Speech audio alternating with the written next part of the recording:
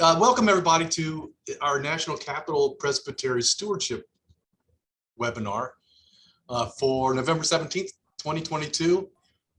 Let's begin with an opening prayer.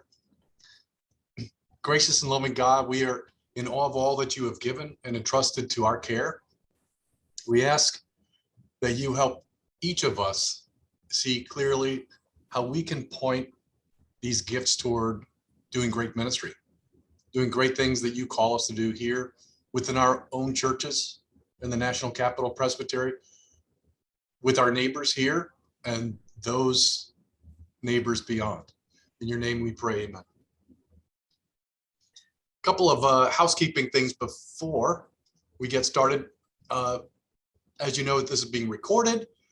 Want to invite people to hold questions until after the main presentation is done. Since it's recorded, we want to make sure we have that consistent thread throughout.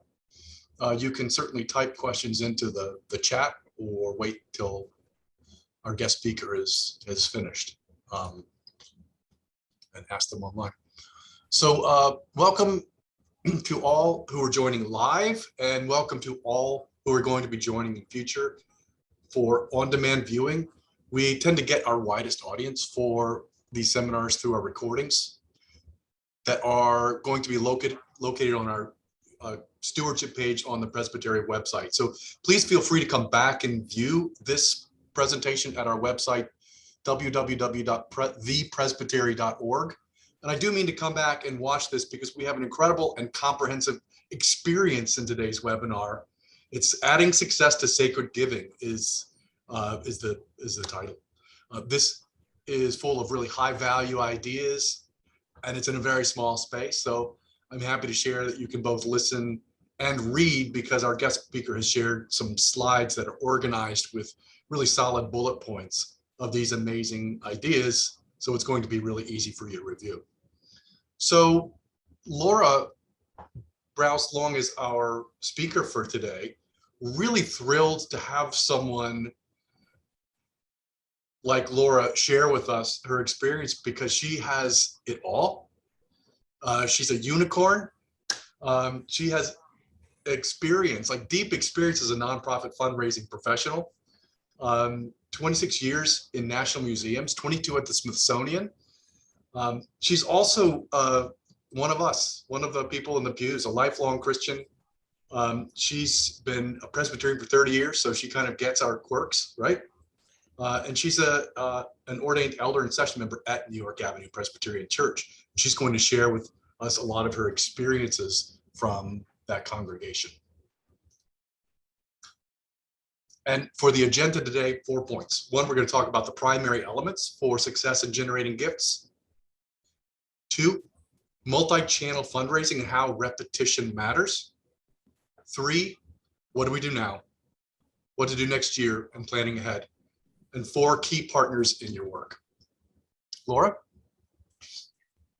So good morning, good afternoon, I guess it is. I'm so glad to be with you today. Thank you, Carl, for inviting me.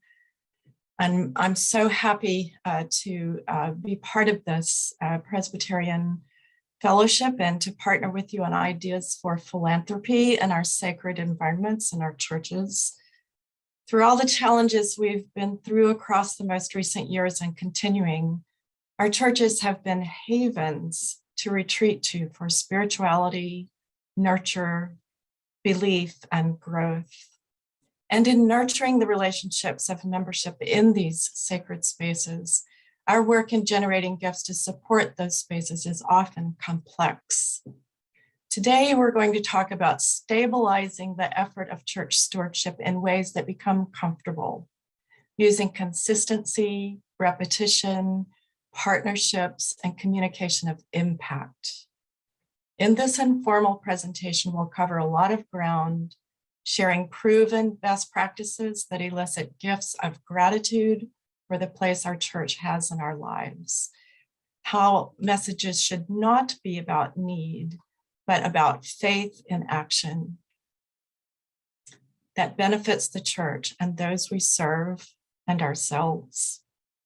I'm sure much of this is not new to many of you, and as you move forward this year and next, Just knowing there are partnerships in our churches to help answer questions and who are also working concurrently to assure their church is advancing its mission through giving is a great comfort. And just a note on what we can't cover today because of time constraints, because this is a big subject. We won't cover planned giving, budgets, capital campaigns. I'm sure you will remind us of other areas at the end.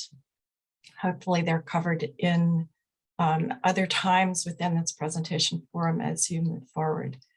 And we will be providing the slides for you after this presentation, never fear. So let's continue. The best assurance of philanthropy, any success in philanthropy, is you have to have asked the member to give. This is the most crucial construct to consider in your work as you go forward. Asking is our jobs. Asking is a benefit to the church, and asking makes stewardship campaigns sing, and asking is assurance that you will get to some part of your goal, if not the rest. The primary elements for success in generating gifts. This is a long list, but it will be of great benefit as we go forward. Let's define what stewardship is. It should be an expected, annually focused, and cohesive effort that articulates the mission of the church and seeks buy-in by the entire congregation to financially support the work. What are these primary elements that go into the stewardship campaign? First, you need a knowledge of your church's giving history, congregational size, and numbers of families pledging for the last 5 years. This gives you trend analysis and helps you understand how your congregation has been responding to your solicitation efforts. Then you need a financial goal that supports the day-to-day activities of the church, and underpinning that goal, a budget for stewardship that underpins the necessary investment in the stewardship effort. Then you also need to define a clear perspective of why this campaign is happening. What do members' gifts support? And in that process, articulate the church's mission and the impact of their gifts everywhere.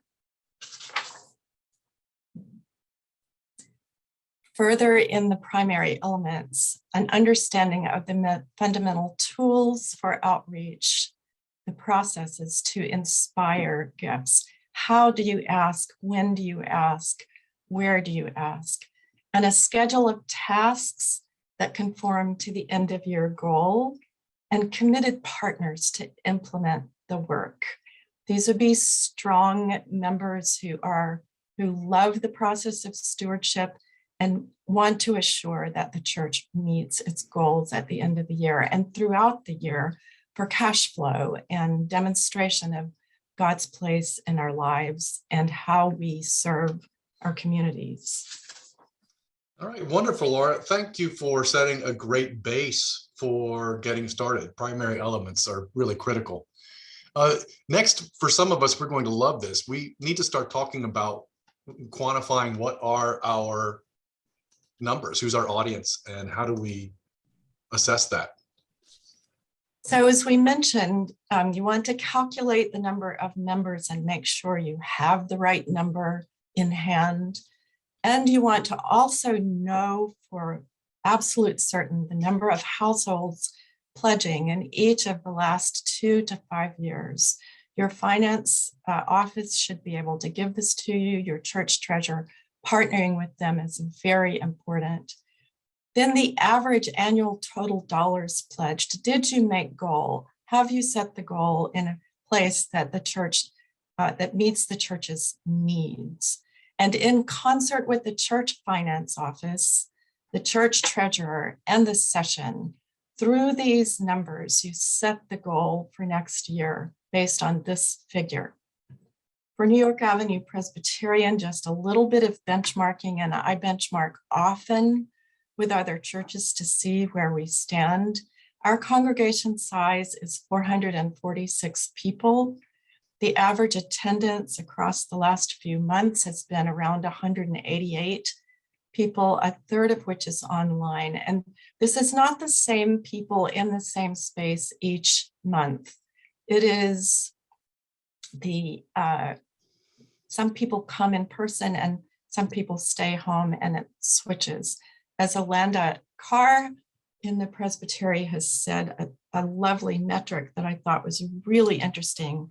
He said, I believe through my contacts with others and other churches that everybody has come back since the pandemic, just not all at the same time.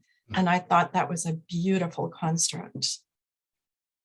For us, the number of households, go back, please. For us, the number of households pledging is 153, but I was amazed and heartened to see that the number of people giving additional gifts in our church is 271. So the construct is the pledges are for the general fund and the operational activities of the church, and often additional gifts are given in support of restricted gifts for programming, like our Cuba outreach or our literacy program or our homeless shelter. Those areas are funded by extra gifts. So in the metrics to meet the goal, you need to decide how, and every year we work to try to increase our goals, right? Because costs increase, you might add staff or add extra mission focus, and commodities are increasing like paper and postage and electricity. Where will you go to try to increase the goal, and how will you make that happen? Will you work to increase higher dollar gifts? Do you have relationships with donors that are of significant means who could give more if they were asked? Or will you work to increase the number of participants? Will you work to try to get more people to pledge each year? Because the message is knowing the number of pledges and planning towards the goal helps the church plan. And it's very important to communicate that message. Or, as is common in most churches, will you work to increase the amount given by each family? Do you ask them to increase the percentage of giving based on whether their income has increased? Or do you work to ask them to increase by just a simple percentage, 5% or 10% in the year, to see if that helps them achieve a bit of a stretch goal and the church to benefit by their largesse? Next slide. Wonderful. Thank you for that. It's great to have the elements in place and now understand, for a lot of people who are worried about the numbers, what are the numbers that we can all kind of aim towards with your experience? It's really wonderful to have those. So what are the processes for outreach? What are the basic things you need to start with? So these are fundamental to every nonprofit and every church, and they require partnership. Nobody does this alone. And since we are Presbyterians, we all know about committees that help make mission happen. For the stewardship mission, a stewardship committee is intensely valuable. And we began this process a number of years ago, but about 3 years ago, we began to define the overarching purpose for stewardship. And here are these 5 processes: marketing the stewardship campaign and its important place in the church's mission and budget. And we'll talk a little bit more about the multi-channel arena that helps you do that marketing. Soliciting members, we are responsible for the solicitation of members through articulating the church's mission. Then recognizing members and thanking them for their gifts. And then we are responsible for tracking the giving and its progress to our goals and communicating how well we are doing to finance session and the trustees. This is crucial. Next slide, please.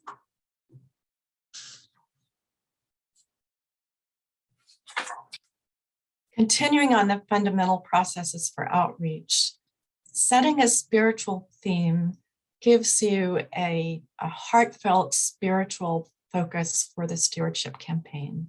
The one we settled on last year for our 3-year capital campaign and stewardship campaign, the two together, is forward in faith, together in mission.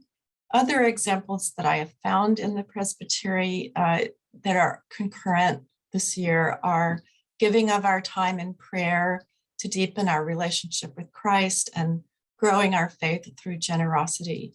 The merger of the two constructs of spirituality and generosity are always present in these aphorisms that members can carry with them as you are making your requests for them to step forward in the campaign.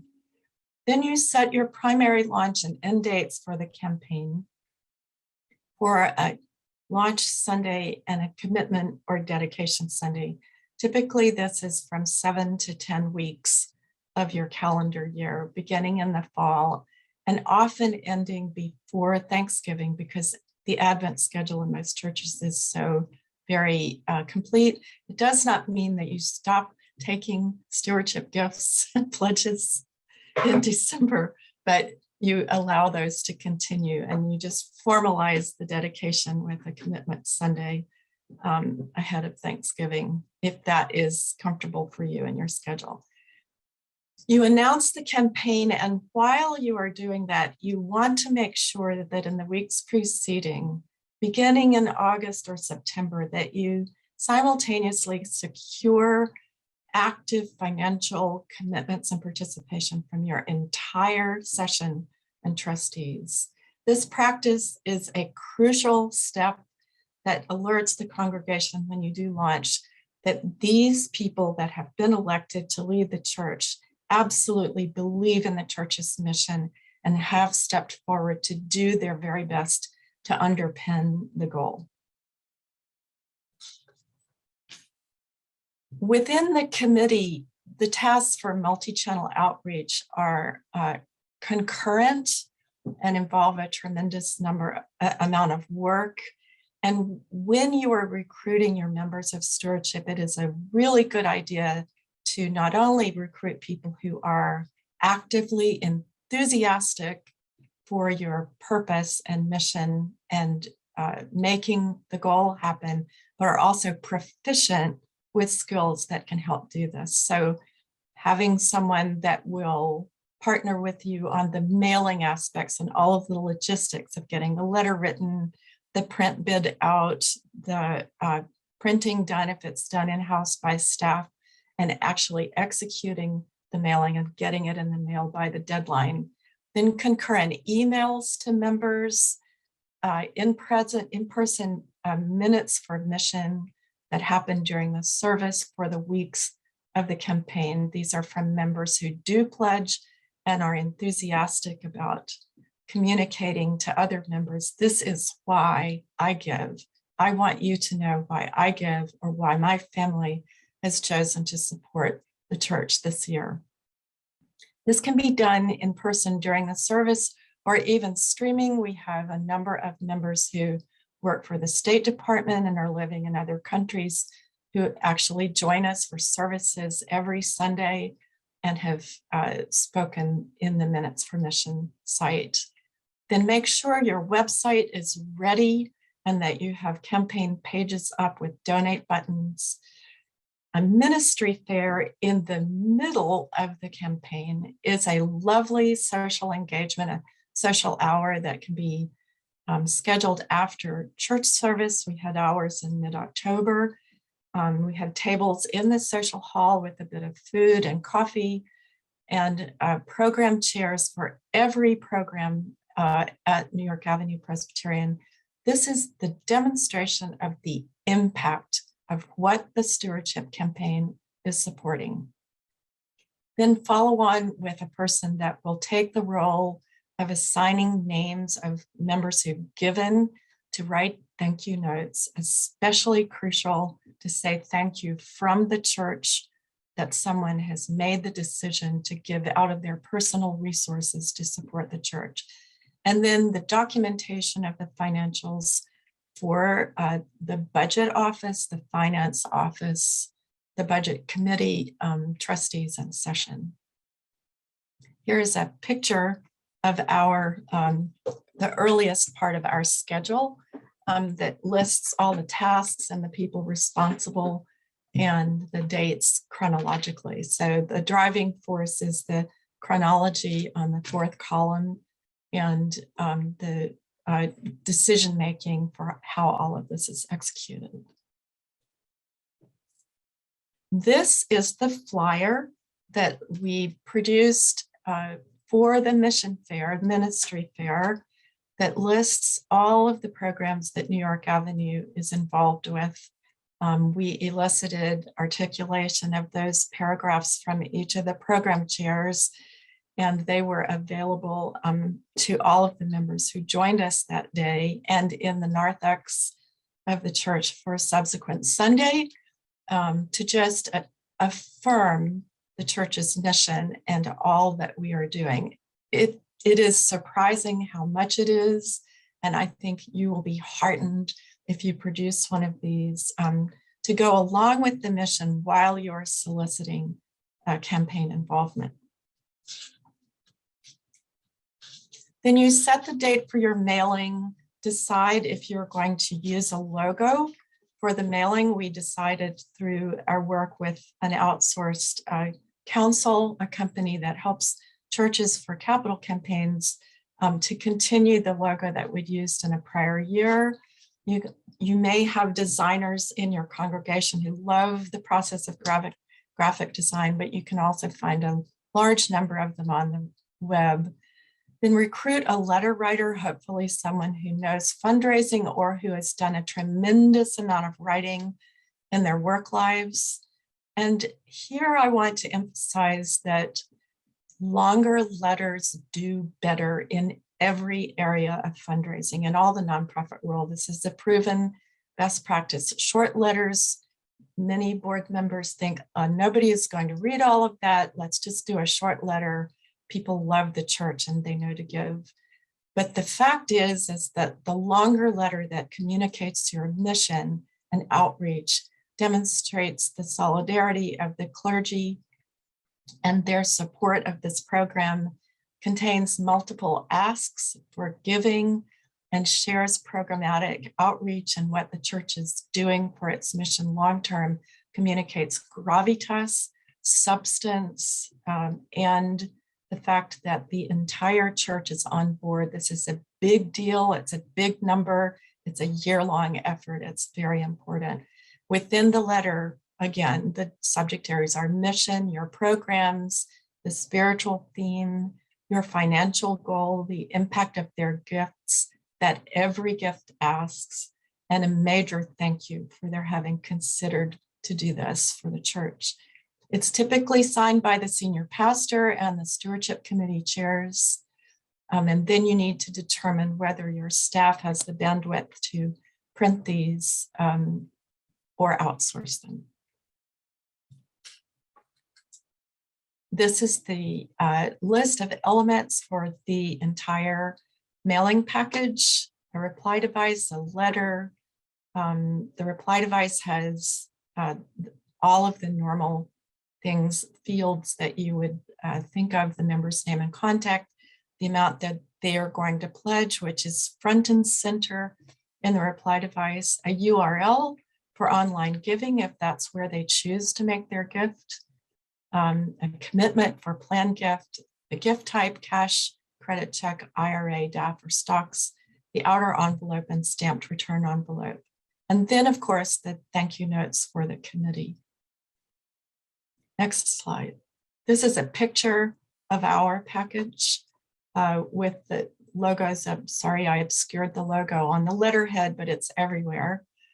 And all of this goes into a package. The package from last year was 9x12 to stand out in the mail because we were doing two asks, both the capital campaign and the stewardship campaign. But you want to try to mail this in the largest envelope possible so it will stand out in the mail among other nonprofit mail. So this year, our package was in a 6x9 envelope, which is essentially this size, right, as opposed to a number 10. Next slide. As we go to this next slide, I wanted to share a little bit of reaction because there is a lot there, a lot of great ideas, and they come from someone with expertise and experience like yourself. Just to acknowledge there's a few ahas like a long letter.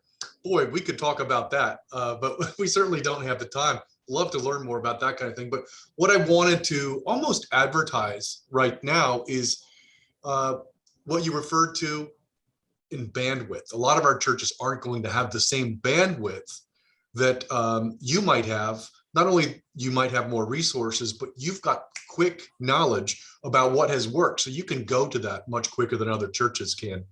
I guess what I wanted to advertise is when those churches get stuck, if they're smaller or confused, there are resources we've tried to collect on the Stewardship, the Presbytery Stewardship website, but also on Stewardship Navigator. It's a program that the Presbyterian Foundation has developed.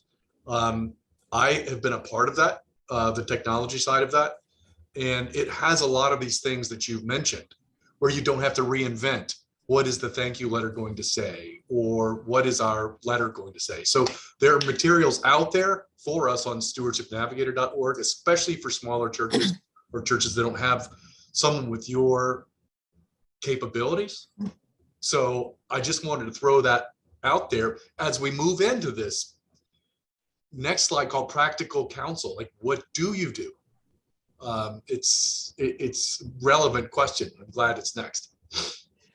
Once you've set this stage with scheduling and recruiting willing partners, these are things to keep in mind that all of these efforts will underpin in your goal, managing your goal. Simultaneous and repetitive communication throughout the campaign reinforce your message, your solicitations, your reminders to give, your acknowledgement of comprehensive congregational participation in emails and from the chancel each Sunday, confirms the goal that was set and also produces active momentum and impact. The Stewardship Committee implements nearly all of this in partnership with other people in the church.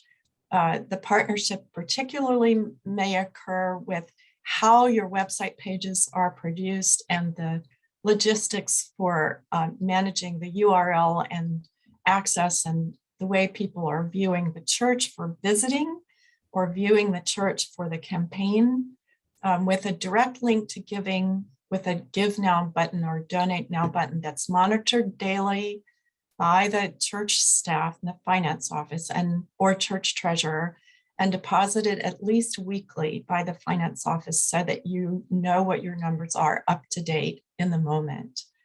Also add bulletin announcements, consistent placement each week. These are crucial, and for those people who don't use email and don't follow the emails sent from the church, the bulletins are a crucial placement.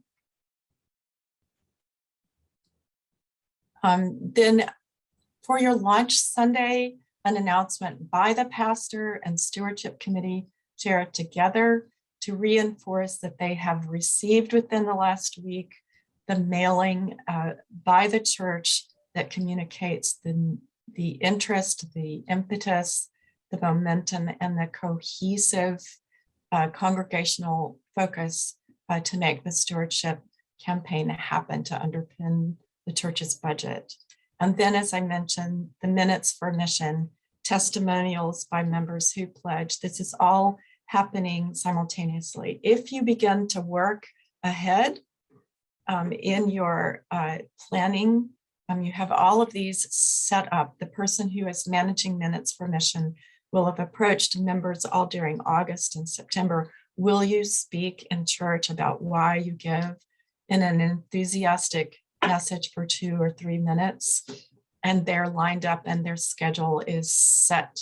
These people are determined to be with you on that day so that they can make the minute for mission happen. Continuing in practical counsel, this is still all simultaneous reinforcement in your weekly newsletter with requests to give and updates on your progress. Emails weekly by members who give. So a second set of members concurrent to the minutes for mission who share enthusiastically their participation. Occasionally with videos, we used videos last year in some of these emails.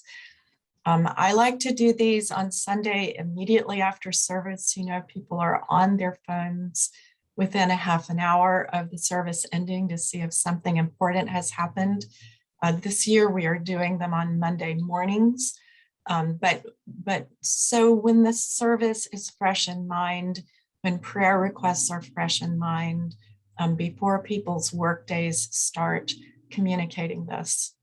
We talked about the ministry fair. We overprint the reply devices from the mailing and keep them in the narthex for every service to duplicate what the mailing has done.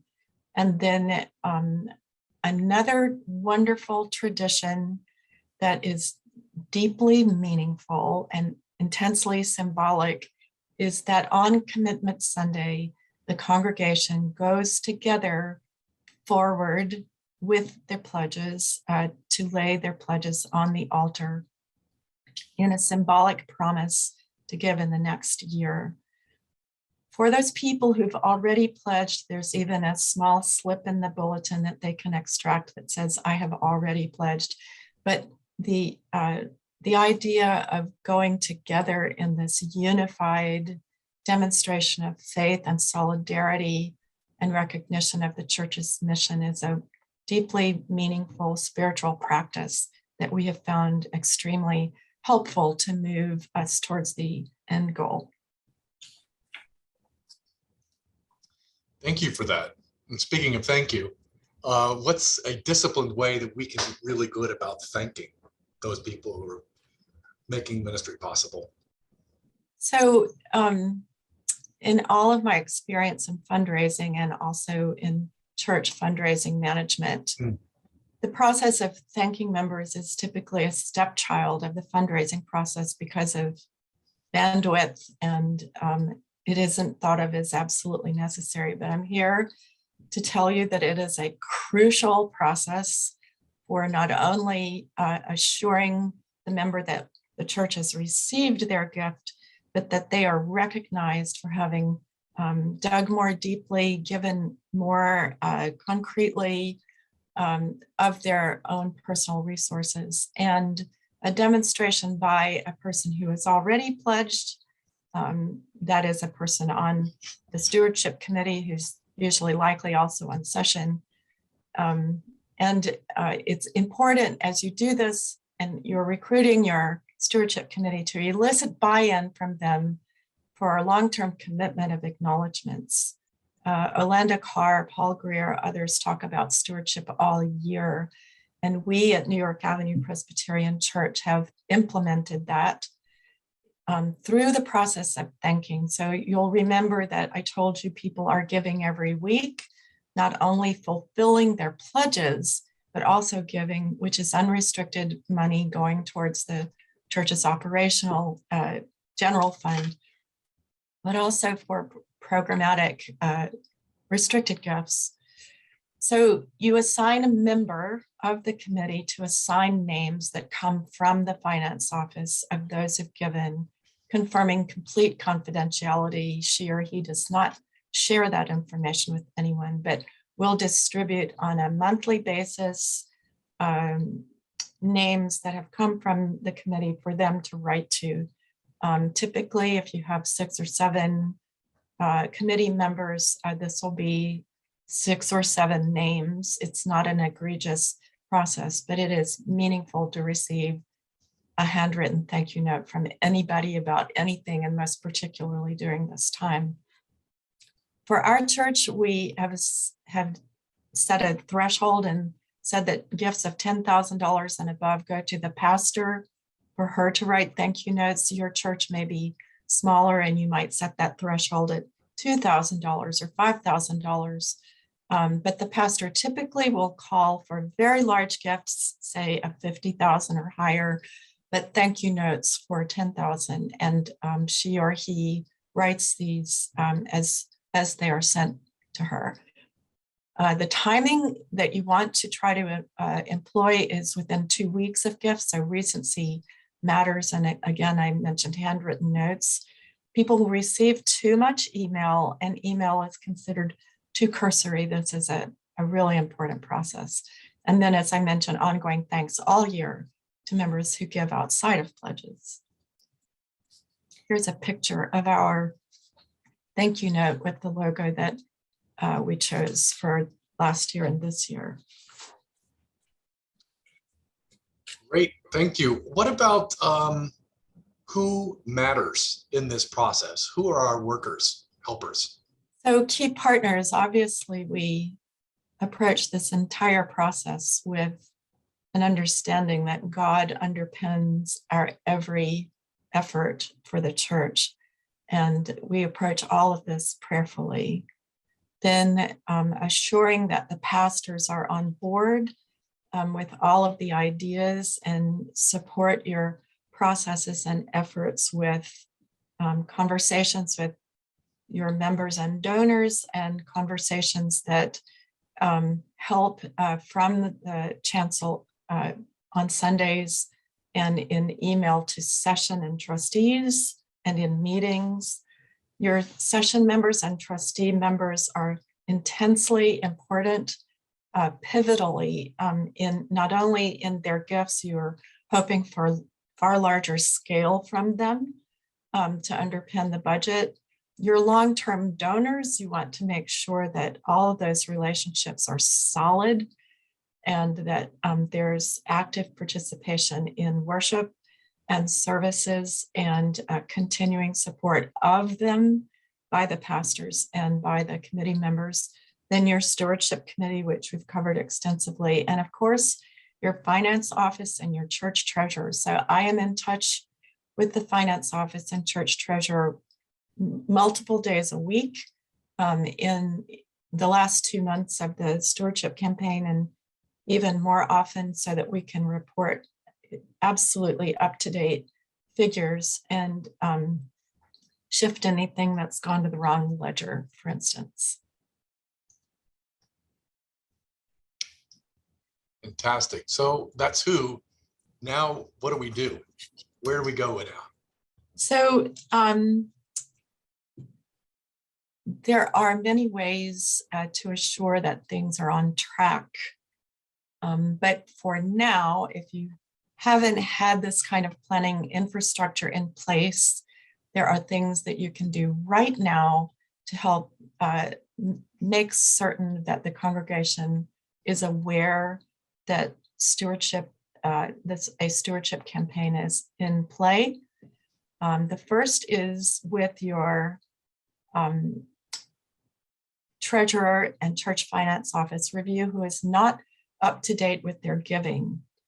And it may be that they're waiting for a consolidated effort from their broker about their IRA required minimum distribution, or they've been waiting for the stock market to change to make a decision on how they might give in that way, or they're waiting for a work bonus. There's so many reasons, but there also might have been a life change, a life quake, like Bruce Feiler, a book I'm reading on life changes, says, from the death of a spouse to the loss of a job or the death of a parent or some other difficulty.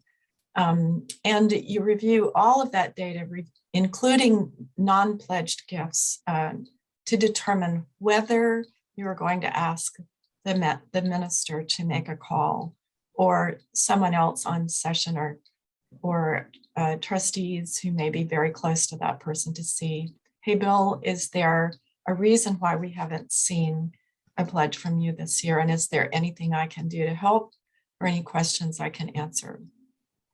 Continue to cultivate your member relationships and consider what major donor members you might ask. Again, this suggestion comes from name of this group. This is the Lewis Center for Church Leadership. In the museum world, where I make my career, asking again is a common construct, and donors who are very committed are actually happy to be asked again and to make contribution to help the organization get to its end goal.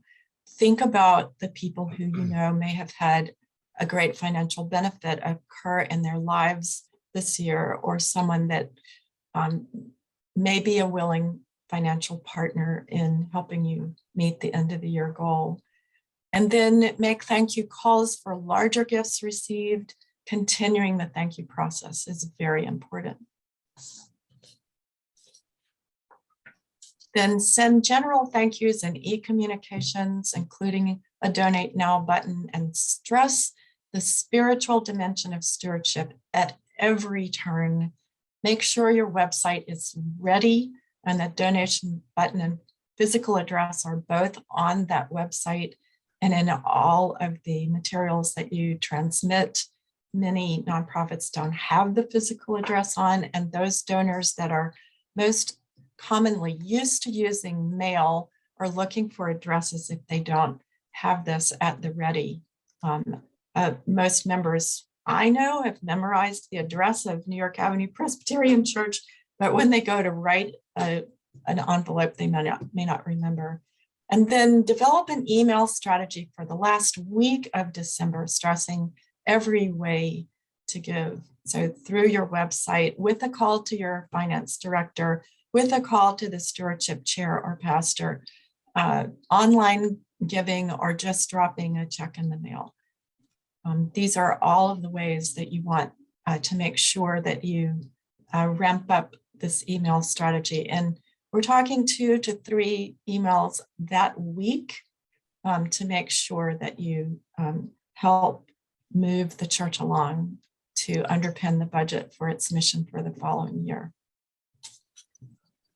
One of the things I think we didn't cover as a slide we might have slipped past, which is some benchmarking information from Giving USA. I think we didn't get to that, and I really want to bring that forward so that you have an awareness of how people are giving.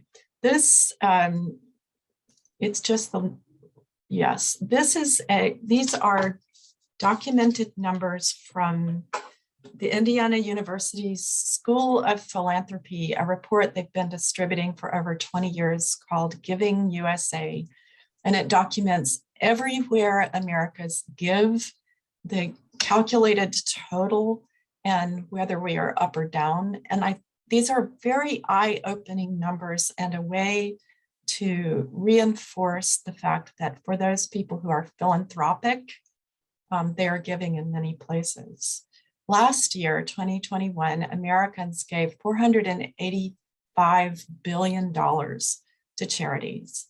This was up by 4%, even in a complicated year.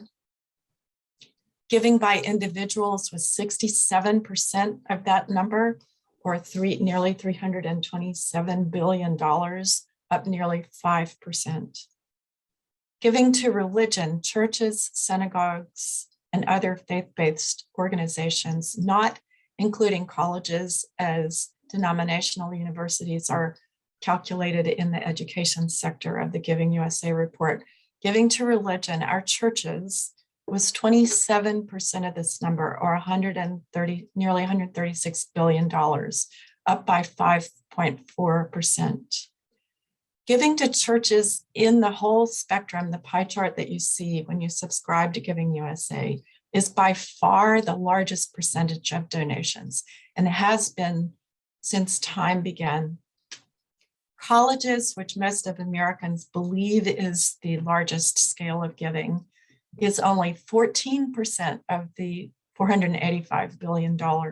Still a huge number, but churches are the largest, where America's heart is going for those people who are church goers. And it is by far the largest percentage. It is a very important number, and so much so that Giving USA, which began this report by reporting only about universities, began to realize they needed to expand their exposure and reporting about religious giving, and they have begun to do so. And it's a wonderful resource, and I recommend a subscription. If a donor is philanthropic, another organization that tracks giving for nonprofits, which is Blackbaud and Target Analytics, say that if they are philanthropic, on average, donors are giving to 12 other organizations. 12 is a lot, okay? But if you think about where you are giving, where your neighbors are giving, I invite you to ask this question of people, and they will laugh and say, oh, I give to the Red Cross, I give to my college, I give to the local soup kitchen, et cetera, et cetera. So all of this means is, while there is a lot of competition in the market, many people are asking every week, and that we should be in that mix, continuing our asks. So I just wanted to make a point that there is a tremendous amount of philanthropy in the nation, ongoing. A lot of it happens in December every year. December and January are the biggest months in the country for giving. So it's imperative that we be there as we are managing this work for God in our churches. Wow, thank you. A lot there. So many questions I have. I'd like to open it up to some others, but I want to kind of pitch one statement that I just Googled, giving year-end percentage, just as a sense of this wave that comes at the end of the year. Wanted to get your thoughts on this. The nonprofit world, which is not churches, nor are churches nonprofit equivalent. It typically includes churches. Yeah, but the portion of annual giving that occurs in December is, they say 30% of annual giving occurs in December for nonprofits, and 10% of annual giving occurs in the last 3 days of the year. Yes. Statistics, is that how you see it in your day job? And is that something that churches should be aware of? Yes. Well? Yes, it's true. In the past, before the change in taxes for tax advantages to philanthropic giving, people were just doing this, realizing at the end of the year that they needed to finish off all of their giving. People were doing things last minute, and the last 3 days of the year are after Christmas. So giving does ramp up all during December, but for many, many people, they settle down after all of the giving and the tree is down and everything, and they focus on the end of the year giving. And it is definitely the largest scale of giving that we experience. January is also a continuance of that behavior as people go forward and they're holed up in snowstorms and bored, but also there is a construct that we learn that, they've spent a lot of money on their families and on themselves, and they are really now interested in making a contribution to society and giving back. And so they're turning their attention more to their spiritual side, their philanthropic side, and societal benefit. Wonderful. Well, listen, I want to first say thank you. We're going to open it up to a few question and answers, but for the main part of the presentation, and this has been invaluable, a lot of information, and we are going to have this available online on the Presbytery's website, and the slide deck will also be available for attendees afterwards. Just grateful for the cumulative experience that you've translated into how you do it with the church is amazing. I'd love to open it up for some questions and answers. I know that, Laura, you probably have a little bit more time, but the Smithsonian needs you as well, as we need you at the Smithsonian, because I have a feeling that most people who have been on this call and will be listening later are avid users of the Smithsonian. My family's there all the time, and we thank you for helping to power that institution for our benefit as well. So thanks for letting us Thank you. Borrow you from the Smithsonian for today. Are there some questions that we can pose? Just a moment. Here we go. Barbara, I see a hand up.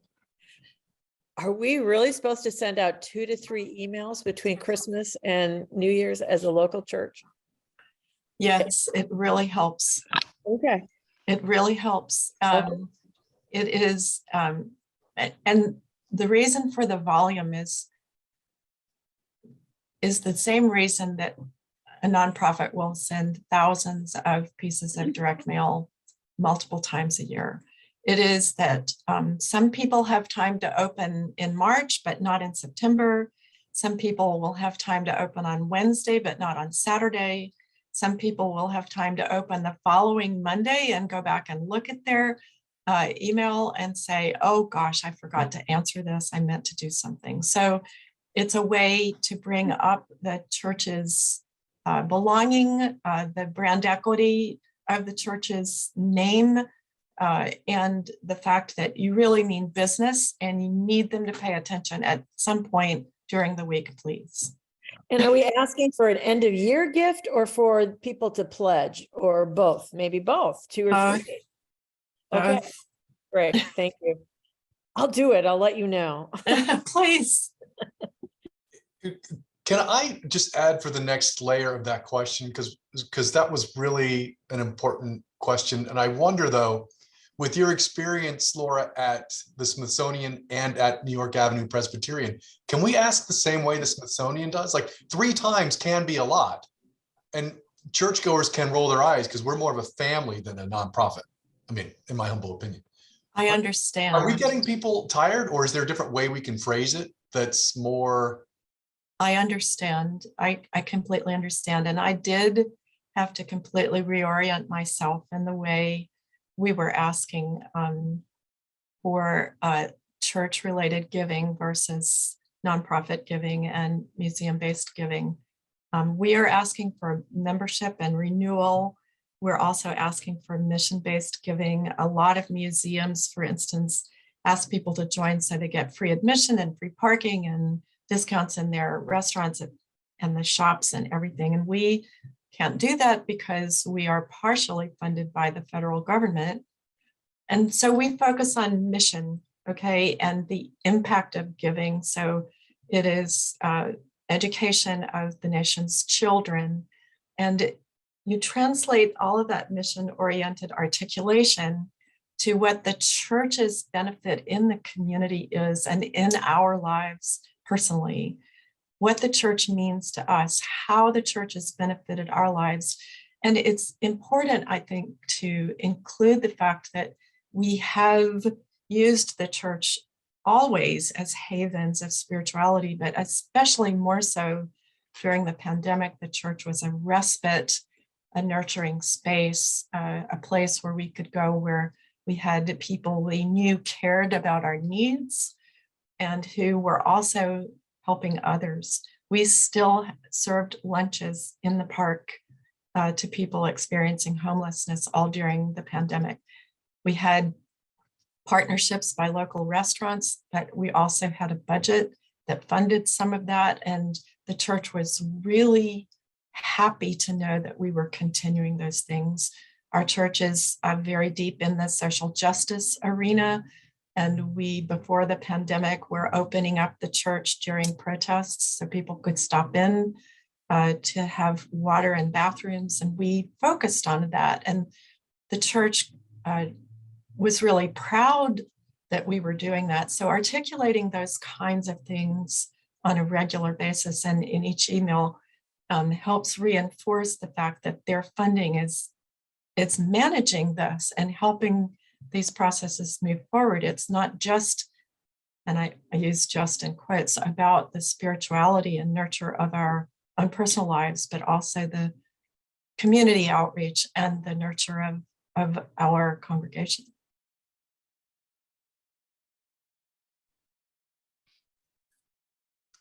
Thank you, Laura. Carl, I had a question. Yeah, Laura, I so appreciate your presentation and the comprehensiveness of it. I'm glad you made the message early, Carl, that the slides will be available. So I'll look forward to having those as a resource. My question is, we've had some conversation around the centrality of pledging or not. And your emphasis on that speaks to me. I appreciate that very much, and how this is a spiritual discipline that's, I think, in many ways central to living out our faith. But as we talk about stewardship across the board for a range of congregations, some reflect to us that pledging is on the wane for them. And I wonder, what does that mean in terms of our messaging around financial giving to the church? And would you have any suggestions of how to approach that for a congregation where the annual pledge maybe is more of a minority of the membership? I don't think it's a minority in most churches. I will say that intuitively, to respond to that to me, it would mean that the church has not communicated the need for pledges as a stabilizing tool for the church to plan its budget, and that that message needs to be communicated more fully, and that there are many people in the church that do have predictable income, whether it is before or after retirement, and that they can make a statement about what kind of funding they can do for the church and step forward as role models for those who are determined not to pledge. For me, my experience in those people who have not been able to pledge is that it's usually a personal budgetary issue or fear of what their incomes may be, unpredictability of their incomes or job stability in the coming year. And that a true focused work with cohesive involvement by the session and by the trustees and by major donors, with the pastors on board and everyone communicating the fact that this is a planning tool. In the museum world, we elicit membership, and that membership goes through 12 months. Sometimes people pay that monthly, and that helps us know how much money is going to be in the bank for us each month. And the expiration date for us on a rolling renewal process means that people are being solicited monthly. People are there's somebody in the nation renewing a Smithsonian membership every day of the year. And you pick that idea up and you put that into context for pledges. This means that for those people who might be making those gifts outright, you have that money available in the immediacy. But for many of us who make our gifts across each month, the church has dependability of cash flow, and churches really need dependability of cash flow. And you communicate that, and that people are stepping forward. The person seated next to them has probably made a pledge and can be a cohesive community-based support to those who may not have done so. Does that help? Thank you.